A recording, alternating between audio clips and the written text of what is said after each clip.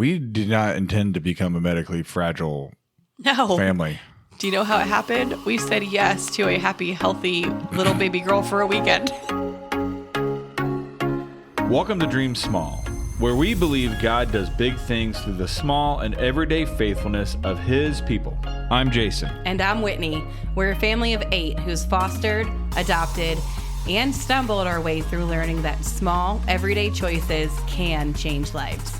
In a world that tells you to chase big, we dare you to dream small. Because you know what? It's not about chasing fame. It's about choosing faithfulness. Hey, you guys, we're back for another episode of the Dream Small podcast. What are you grateful for today? Oh, my word. You're just jumping on in. I was going to jump on into the podcast. Yeah, what are you grateful for today? I nearly got a full night's sleep last night. Yeah, you did. I mean, there were some storms, but there was no children that woke me up until 4 a.m. So I'm going to be grateful for that today. It's a good one to be grateful for. I know, right? I think I would align with that. The baby is starting to sleep better. Starting to get. Be careful. I have hopes and dreams of maybe being able to get back to the gym and maybe get up and start reading again consistently in the morning. I was talking to a sweet friend at church yesterday, and I was like, one of these days, one of these seasons, we'll be able to sleep through the night again. And she was like, that's sweet, Whitney. She goes, I know you haven't slept through the night in 12 years. She was like, remember when she told me. Which friend? Who is this? Elizabeth. Okay. I was in her Bible study when we took in Leah and said yes to Leah. And she was like, Whitney, you need a break from babies. Because we still had a 3-month-old at that point. Yeah. She was like, you need a break from infants. And here we are. Here we are. That was 7 years ago that she told me that. And we found our fostering niche. Yeah. It's the babies. It works for all the other kids. So. What else do we do? I need to be grateful for other stuff. Yeah, don't copy mine. No. I'm really grateful for the opportunity to be coaching middle school softball. I could tell it really filled your cup. Yeah, it was fun. I stumbled into being a middle school softball coach this spring. Because they wouldn't have had a team otherwise. Exactly right. So we were headed down to Southern Indiana to watch our high school girls team play in a semi-state game. And while we're down there, my 12-year-old goes, hey, Dad. Basketball team. What did I say? High school girls. Yeah, basketball team. They were playing in semi-state. And my 12-year-old goes, hey, Dad. Mr. Branch, the principal, asked if you'd be willing to coach softball. I was like, what? I was like, yeah, well, sure. And so I emailed him the next day or the next week and I said, hey, what's it look like? What's it coming? He goes, well, there's 4 girls signed up right now, so we don't even have a softball team. He goes, but I think there's enough girls who would want to play if we had a coach, but I don't want to encourage girls to play unless we have. I was like, if the difference between the girls having a season and not having a season as a coach, I'm willing to coach. So fast forward to now, got enough girls, and we have like 12 or 13 signed up. It was so much fun, their first practice. I thought for sure they would, because we have a couple girls that have never played. And I didn't know what to expect from the rest of them, but pretty good. It's going to be really fun when I have my surgery and I can't do anything for anyone. And you have 6 children and a team of softball girls. And a job. And a job. And a job. Let's not forget Then the you're job. going to think it's really fun. It's such a life. You got to help your wife go to the bathroom. They'll be super fun. Oh, I'm going to get the hose inside just for the love, clarity. Jason. All right. Moving on to today's topic. So this is meant to be kind of a serious topic, but also from a fun angle. Just lighthearted, just guess what you may have never considered. Because we open your eyes, like even if you're not fostering, it just might open your eyes to this area of fostering. We stumbled into this. We literally stumbled in and now we're flagged as that family. Our now 7-year-old daughter came to us as a 3-month-old baby that just needed a couple weekends of TLC and should be on our merry little way. And then come to find out. Well, hold on. Favorite part. Happy, healthy little girl who needs a weekend of TLC. Did they say happy, healthy? Yes. Oh, a healthy that little was a lie. girl. Well, they didn't know. She was not No happy one knew. nor healthy. No, she was not. Grumpy, sickly little girl should have been how it described. But yeah, happy, healthy was not how Leah was when she came to us. But that was the moment we got the call. And it goes back to one of those things like what you're told versus reality, right? And you're like, your head's spinning. So we get this little baby in. She's clearly something's wrong. Fast forward, and that we will share her journey a little bit. And we became a foster family that handles medically fragile kids. Yeah. All of a sudden, we became a medically fragile foster family for quite a few years. Yeah. Which opened our eyes to a lot. And when we were talking about some of our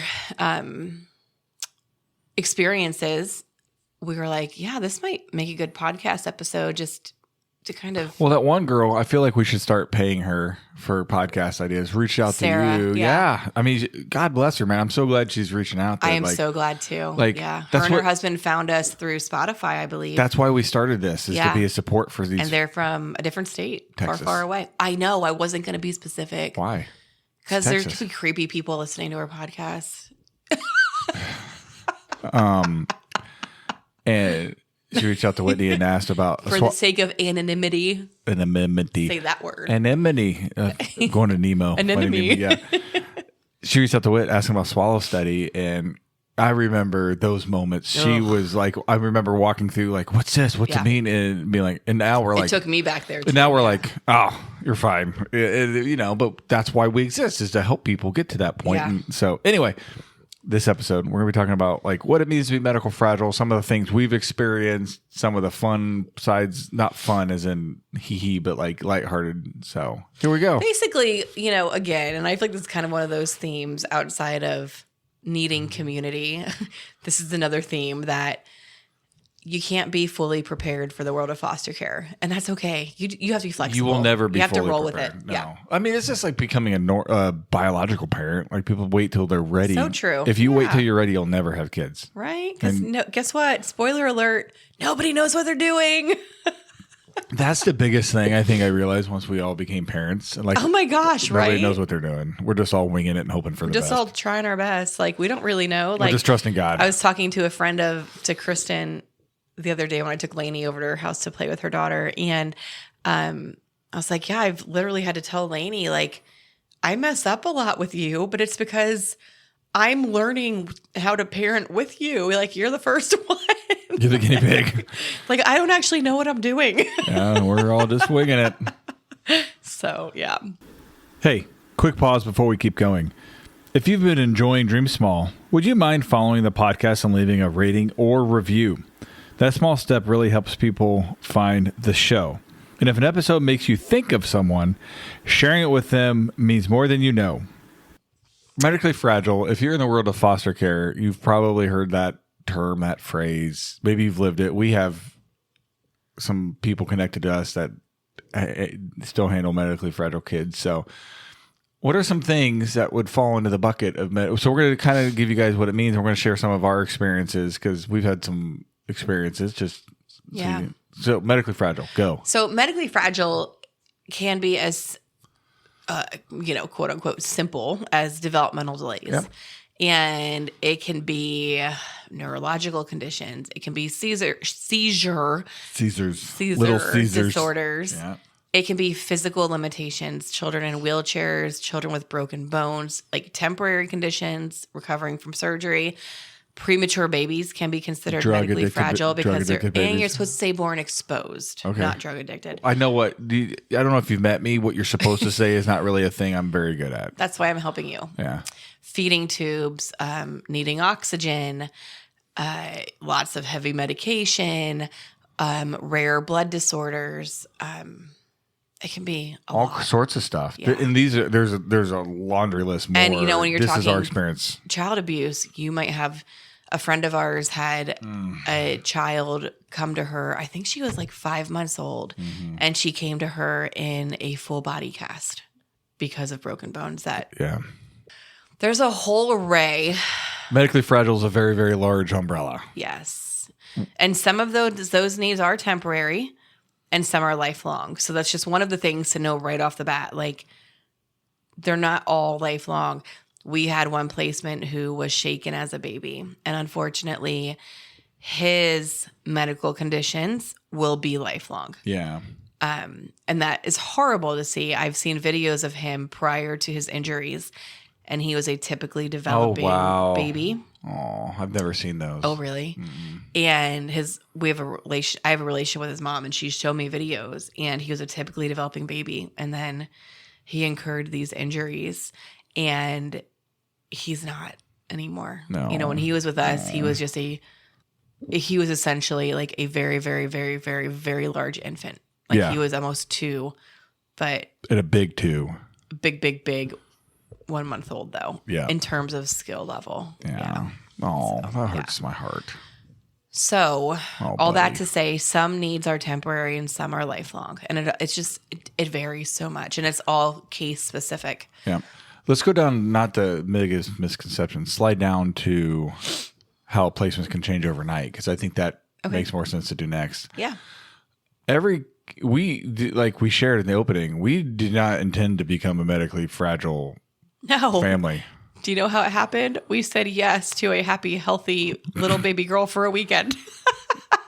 So, I mean, her story is quite remarkable. And I shared on our last podcast episode that, her mom thought, she accused me of Munchausen by proxy because her mom thought she was perfectly And healthy I don't too. know, for all you non-medically people, that basically means people who make up medical For stuff. attention. For attention. So Leah came to us, and very quickly Whitney recognized, okay, something's not right with her taking her bottle. Something's not right.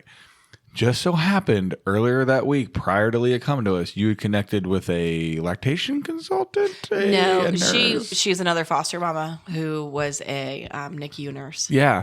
Who I specifically remember you guys talked about like bottle feeding or something anyway. At a foster mom group. Yeah. And where you very quickly, once you recognized like, Leah, I need to call her. I need to call her. You Yeah. went over there and she's like, you need to go to Riley right now. Like, no, that not quite. Oh, nice, I thought nice recall, but no.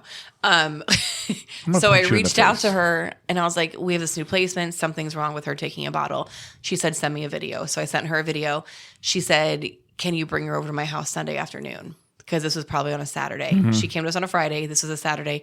Can you bring her over to my house Sunday afternoon? I said, yeah. So she fed her to kind of test things out. And she said, I think she's going to need a feeding tube. She said, call your pediatrician tomorrow morning and tell her like this exact thing. And I wrote down in my notes app, like the medical lingo to tell her because I didn't know. Right. And then I took her in that day. Pediatrician scheduled a swallow study. At the swallow study, they did it. She failed immediately. They looked at me and they said, Oh, okay. go home and pack a bag and take her to the children's hospital. She's going to need a feeding tube. So that's how it happened. Yeah. It progressed quickly, but not that quickly. In my mind, back, it was like instant. Yeah. But yeah. So, I mean, just like that, we were a medically fragile family. Yeah. But you know what? It wasn't that scary. Like they trained us. She was in the hospital. No, It was scary. It was scary. I mean, but they trained us in the hospital. She was not discharged from the hospital until both Jason and I were able to perform placing this NG tube. An NG multiple so an times. NG tube is a tube that goes up through your nasal passages, through your nose, down through your throat, into your tummy, right? It bypasses you swallowing. Yeah. So it's a tiny little tube. So you feed them formula through the tube in their nose. But when they're like, hey, you need to come learn how to stick this tube up down this baby's Yeah, that's nose. And I was like, what? What do you need me to do? And then that poor baby having to suffer through us practicing and trying. And then like she coughed. Well, I remember one time like she like cleared her throat and And it all came out. came out of her mouth. I'm like, this is what are we doing? I remember when we got home and we had to change. I think we had to change it weekly unless it came out. And you like tape it to their face and stuff. But sometimes it would just come out. Well, on and its own. 3-month-old kids are Yanking at coming it. out of their It's not comfortable, right? So if she can figure out how to get it out, and then her poor skin on her face was all irritated. Yeah. What was I going to say? Oh, I remember the first time we came home and had to change it. And we were both like, huh! Like we pulled up YouTube videos, like we had no idea what we were doing. Even though although we were had been just trained. Yeah. I remember that. Yep. Terrifying. So we didn't sign up for that, right? No, we guys? did not We sign did up not for sign that. up, but hey, we wandered into being a medically But we fragile. were committed at that point. Yeah, we were like, we well, were- we're not going to say we can't take her because of this, right? Like we already said yes. So that's just one example of how you might all of a sudden the placement might become medically Yeah. fragile. There's all kinds of other stuff, you know. But I will tell you, if you become trained and comfortable with feeding tubes you're going to get those kids. and the placement line finds out about that, don't expect to get any other calls. It's true. It's very, very true. But, other examples of how a placement go can come from being quote unquote normal to medically fragile is, behavior trauma examples, ADHD, neurodevelopmental stuff, All kinds of different things can all of a sudden happen, right? So just to warn you, prepare you, like saying yes to a quote unquote normal kid might quickly turn into something different. And you know what? That's okay. Well, and God's got you. our little guy, Brayden, that we adopted. Yeah. He had first steps. Another good one, yeah. We brought him at home from the NICU. He had first steps. He was born Explain exposed. what first steps is. Remember, there's people. Hold on, time out. No, I will. I'm getting there. I'm backing up. I'm doing stories my way. Just don't worry about it. You just sit there and look pretty. We brought him home from the hospital. He was in the NICU for a while. He had to be on morphine to withdraw. He was born exposed to a lot of things. So, file that away. He was born drug addicted. Exposed to substances. Yes. Jason. File all that away. You're expecting there to be some kind of delay down the road at some point, but you don't know when it's going to pop up, right? So we adopted him, and at that point, he didn't have any needs. Like, he was great. He was doing well. We adopted him at 2. His language was slow, but he was also 2-year-old, right? And sometimes your doctor will tell you, like, boys take longer to talk, blah, blah, blah. Lo and behold, less than a year later, he's diagnosed with level 2 autism. And I don't know if it was due to his drug exposure, but I suspect it absolutely played a part. Probably played a role. Yeah. But so, even stuff like that, like stuff can surface later, especially with infants. Yeah. Like, you don't know. You don't know what the future looks like. I mean, we have I forget who along our path, very similar story to Brayden, not the autism part, but born, what's the proper terminology? So I'd say it. Born exposed. Born exposed. They had a kid born exposed, adopted. Great. Became a teenager. This is a football player story. Tried a drug once, right? Like a lot of kids do. Tried it, but they had their neural pathways were already paved for addiction. Immediately became addicted. Oh, well, our lawyer told us about a story. Maybe it's not the same one, or maybe you're just telling Maybe I'm the story. combining, yeah. He was born exposed. They adopted him. He was great. He played football in high school, like very, well-adjusted teenager. Yeah. This is a story. He was adopted, and he suffered an injury in high school football, and he had to go on painkillers. Oh, that's what it was. And okay. being on painkillers opened up those neural pathways that were already created from being exposed in utero. And he ended up needing to go to inpatient rehab because of that. That's the story, And she was telling us that story as a reason to fight for your adopted child to have Medicaid as long as possible, because she said you'll never know when you have to use it. Yep. That's the story I'm thinking of. Yeah. So just... But that's true of biological kids, oh, yeah, too. Like, 100%. You don't know. You don't know. Right? Remember, saying yes to a kiddo, you're also saying yes to a lot of unknown things, right? Yeah, you are. God is forcing you to be in faith and just take that next step. Don't know the whole path. Don't know the whole journey. Just take that next step. Yeah. So some misconceptions about medically fragile kid. Are you a nurse? Me? Yeah. I mean, I am a certified home health aide. Well, but no, I'm not a nurse. I'll be honest. The first time you get into this, it is going to be overwhelming. It's terrifying. Yeah. Because you're like, whoa. You're thinking, you just brought in a kid that could play Barbie dolls with your daughter. And you're like, this is not what I pictured. I mean, you think about, now my whole life is gone because I'm going to have medically focused on this kid because it's blah, blah, blah, right? Yep. It's scary. Not a nurse. I don't know what to do. What happens if this? What happens with that? Yep. It's like all normal scenarios for a normal kid, but now you're dumping gasoline on it because it's medically fragile. Everything feels heightened. Yeah. But the truth is, you get trained. There are medical professionals to support you and teach you. You learn as you go. You build community around it. And you need to remember that you're never alone.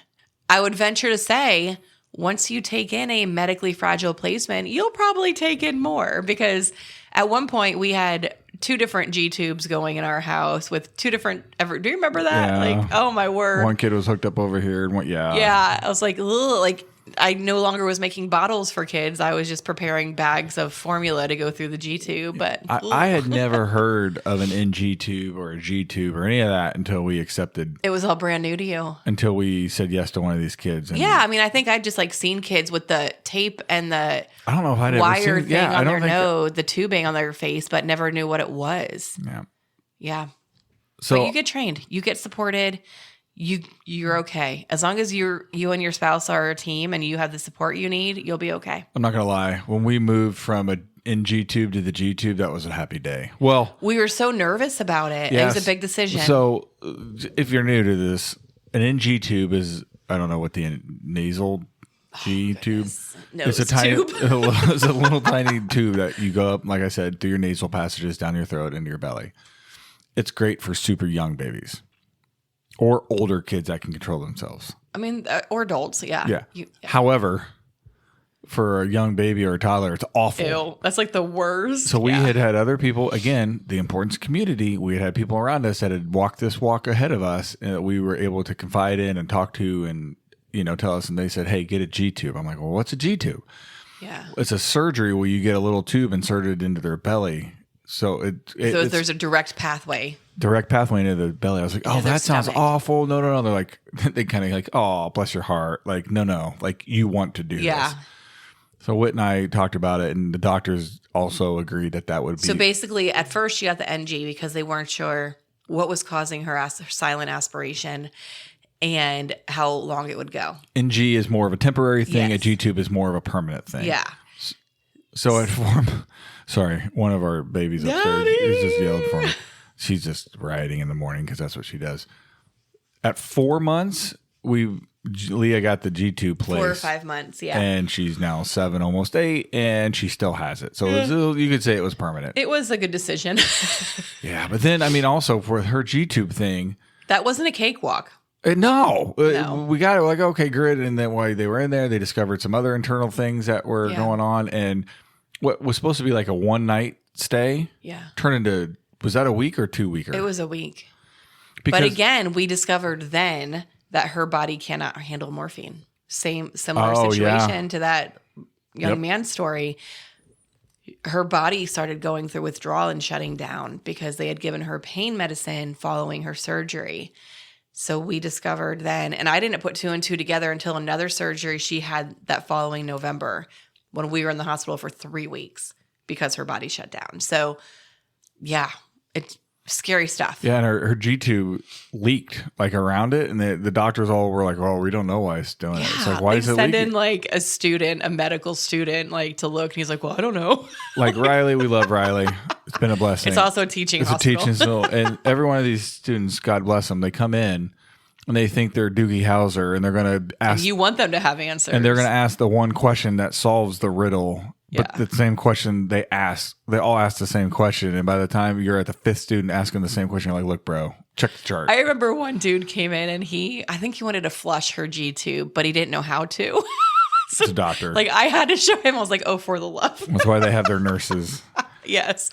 That's why nurses are amazing. All right. So we're going to paint a picture of what some of the medically fragile life looks like. So when you have a kid in care and they're on meds, you have to document really, really closely what meds they take. So we created a Google Doc because we have had one kid that took up to 5 meds a day, 6 meds a day. More than that. There was, she probably has 6 different meds. She was probably prescribed close to 10, but some of them were as needed. Yep. So we had a little Google Doc. We put it on a clipboard inside our cabinet. Whenever we would give her some, we would mark it off and initial it and exit off. And that was life for a couple of years. Yeah. Yeah. And then you have specialist appointments. You have, your regular pediatrician. Let's see if we can name all the different doctors we've been through with all our different kids. Oh boy. Okay, go. I'll fill in your gaps. Pediatrician, developmental pediatrician, neurology, pulmonology, GI. I don't know the ology, gastrointestinology. Yeah, there you go. Is that really it? I don't think that's it. That is not it. No. I mean, gosh, there's been speech therapy, feeding So I'm just trying to name the doctors. therapy, I was going through the doctors to start with. Special eye doctor. Oh, yeah. I forget what that's called. Yep. Ophthalmologist. No, I don't know. We've seen an optometrist, ophthalmologist, yeah, obstetrician. Neuropsychology. Never mind. Wrong doctor. All the doctors. Yeah. And then different therapies like eye, physical, Hematology. hematology. Oh yeah, we forgot that one. That's a big I mean, one. you forgot a lot actually. Yeah, clearly. Yes. Yeah. So we've been to all the doctors, all the therapists. You work with First Steps, which is early intervention in Indiana. This is a program where medical equipment, right?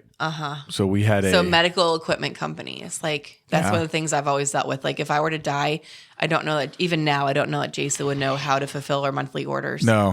When Leah was on her G tube, we originally did what's called a bolus. It's just a little tube that you hold up in the air and gravity fed her in the stomach. Like it would take an hour so long to feed her 100 milliliters of formula. Like that's not a ton. She would be like an hour on, an hour off. It was then awful. she would get mad and puke it all over. It was so depressing. Like I would clean up and start all over.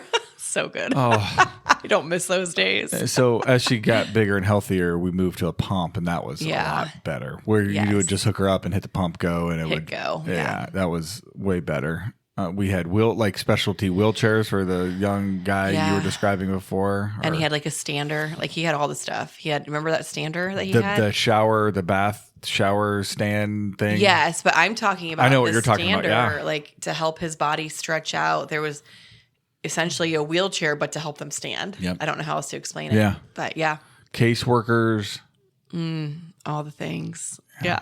So we just share that all to say, like, it can sound really overwhelming. If you've never done that, listening to us just rattle all that off, you're probably like, oh my gosh, no. But IEP meetings. You figure out your routine.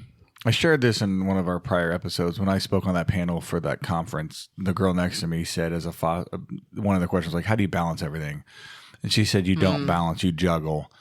And when you juggle, you have glass balls and you have rubber balls. You cannot drop the glass ones because they break. If you drop the rubber ones, what do? They just bounce right back to you. And in this world, medically fragile, you figure out what's glass, what's rubber real quick. Yeah. And it's important to know the difference because, you're not going to get everything. You're going to miss. You're going to drop the ball on some stuff. Drop a rubber one. Don't drop a glass one. I mean, we had one of our placements had sickle cell disease.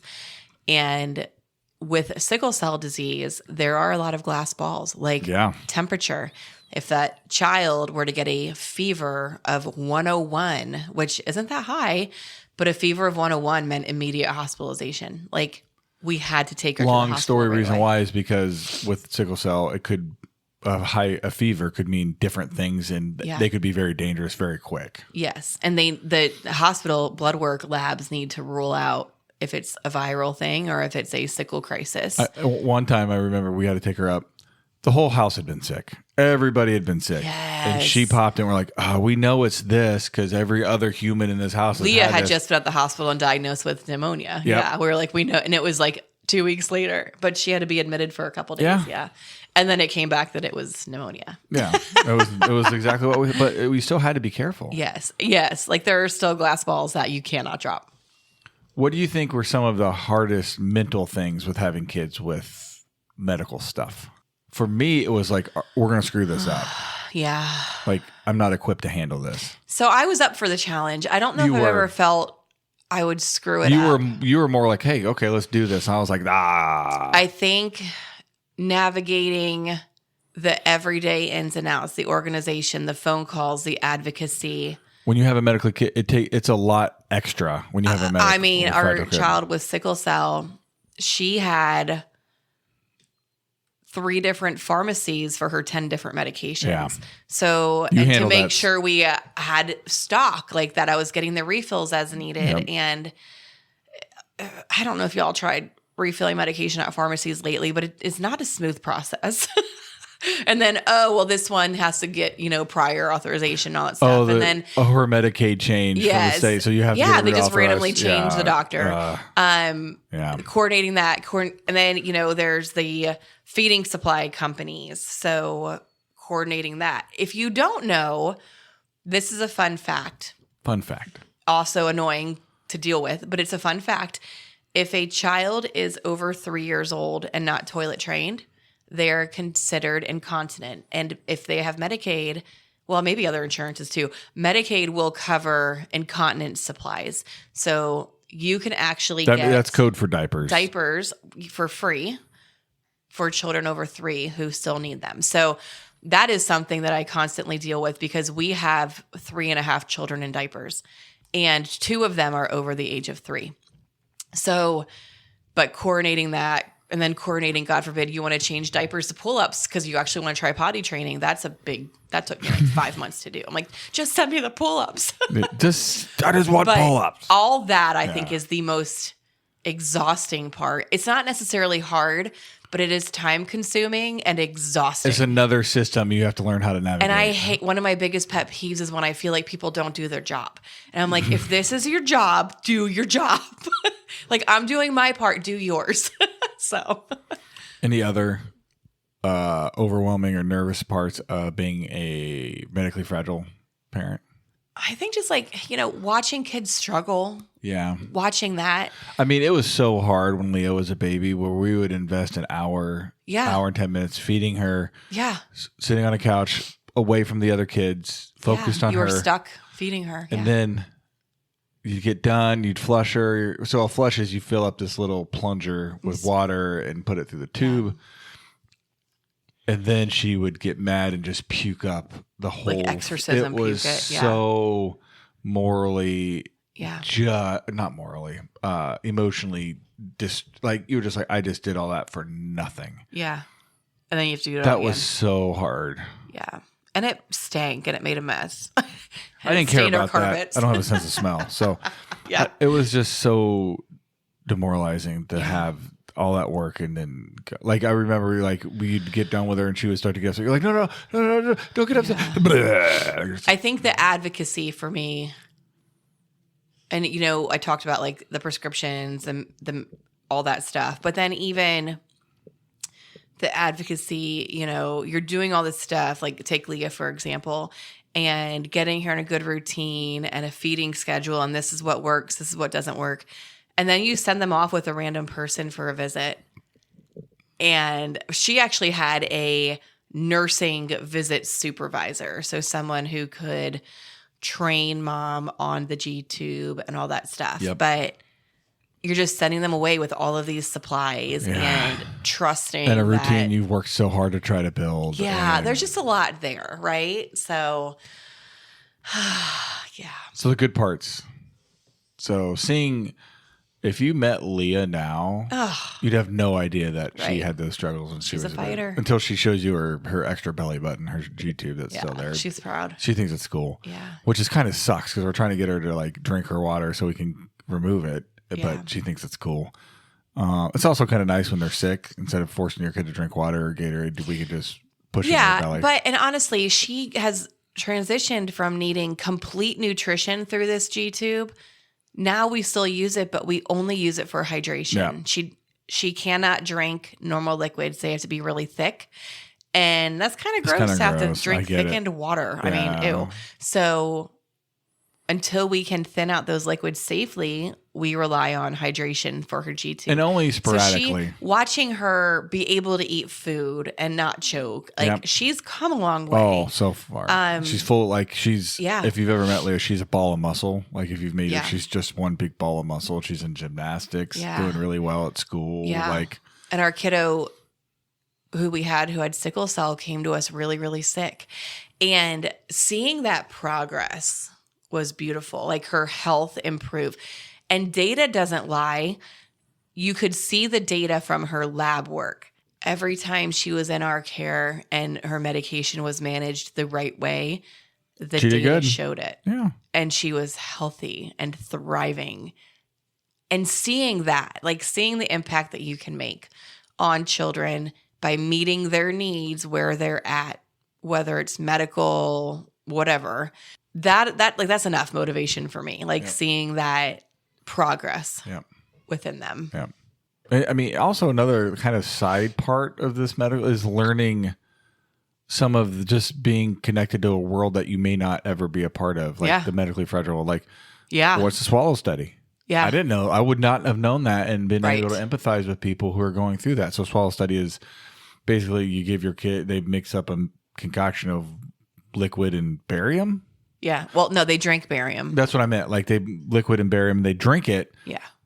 so that while they're drinking it, they take an X-ray. You can see the. It's like a live X-ray. Like it's like a live image. It's not just like a screenshot. Yeah, it's like a video X-ray. It's really cool to see. It is really cool. And like you can see their little throat and stuff, and the droplets and where it's going, if it's going down the right pipe, essentially. Yeah, it's really cool. I mean, what else? What other things? Just side medical, like learning about sickle cell. I would never learn about sickle cell and all the risks and stuff with that if not for that. It gives one you kiddo. an appreciation for all of the specialists at a children's hospital. Yeah, too. that's a like good all the perspective. areas that they're like. Honestly, it gives you an appreciation for having healthy children too. Yes, like, it does. Every time we've spent in the children's hospital, whether for a long hospitalization or just an appointment, it gives me a lot of appreciation and gratitude for healthy children. I mean, a couple times our sickle cell kiddo had to be hospitalized, and she would be on the hematology floor. Guess what? Other kids are on that floor. Yeah, Kids with leukemia. yeah. And you see them walking around, and it just crushes your heart, and it makes you, like you said, The hardest thing is seeing kids that don't have anyone. yeah. You'd be shocked at how many kids are sitting up And there. some of it is just family circumstances, Yeah, right? You your have mom a single parent have to household. work, yeah, Right. yeah. But No- some kids literally never have anyone. yeah. What other medical things have we learned that we wouldn't have learned otherwise? Like you said, all the specialists, all the different supports available, like resources available. I'm not saying they're easy to access, but there are some resources available for people who have medically fragile kids. Yeah, absolutely. We met some friends along the way we wouldn't have met without like that connection. Just like foster parents immediately connect when you like another. When you step into that other area of medically fragile. Yeah, there's different like We had a whole different like group of respite providers on hand for Leah with her. it's different. feeding Like tubes. like all foster parents all immediately bond, and then if you're a medically fragile foster parent, you It's bond another with unique them. little sect. There's also another sect of foster parents, multiracial families. They all bond, right? Like Yeah, they get you, right? So, yeah. What else should we talk about? Let's do some advice for people considering fostering a child with medical info. Yeah. So I would first say don't feel obligated to say yes to every single placement you get. Yeah, ask questions. Don't feel guilty if you need to say no. So the first time we took this child with sickle cell, this child was with us a couple times. The first time we took this child with sickle cell, we still had Leah on a feeding tube. Leah was 2. Yeah. And I spoke with the hospital social worker because this child was coming to us on a feeding tube also. And this child NG had tube. an NG tube. This child had been on life support due to a crisis. And Explain what a crisis is in sickle cell. Just like when you basically your organs are shutting down. So, real quick crash course for sickle cell. Your red blood cells aren't shaped the way they're supposed to. They sickle. They sickle, right? That moon shape. And that they clog up your blood vessels and can cause strokes and Reduce blood flow to important areas. Yeah. And that's what a crisis is. Yeah. Which can be very, very, very serious. It can be deadly. Yeah. It can be fatal. Yeah. So she was coming to us following a really serious crisis and had a stroke and made a lot of back steps in development. So kind of like had to relearn how to do certain things. So, we had a 2-year-old with a feeding tube, right? So before saying yes, I spoke with the hospital social worker and asked all the questions because DCS only could tell me so much, right? So I was like, I need to speak with someone. Like I couldn't, That the knows what placement line couldn't answer my question. Well, they're medical, that even if they knew the answer, they might not be able to answer them well because they don't know. Right. So I needed to speak to someone in the hospital who has been with her that could tell me the things that I needed to know to be able to make a educated decision if we could do it, if we could say yes to her and truly help her and take care of her. And I'm glad we did. Yeah, But absolutely. yeah. So, and if you're really start with a respite weekend for somebody with a medically fragile baby, if you're considering, I think all of our friends that have become medically fragile foster parents kind of happened accidentally. Like we shared our story. You didn't set out on the path to do it. But if you're somebody that's intentionally, and there are some people who like they're nurses. they're and unbelievable. The people that they choose just that want path. to do it. Yeah. Start if you're worried about it. If you're a nurse, you're fearless. You probably don't need to start with respite. Yeah. But if you're, you hear stories on the news of nurses who end up fostering to take medically fragile children out of the hospital to give them a home. Yep. Right. Start with a respite weekend. Yeah. Just start small. Take a step, right? And I will say a lot of these medical needs come with access to resources. Yeah. If a child, for example, if a child has a G tube, at least in the state of Indiana, I can't speak broader because I'm not sure. In the state of Indiana, a G tube automatically qualifies a child for in-home nursing services because that is considered a specialized medical service that's needed.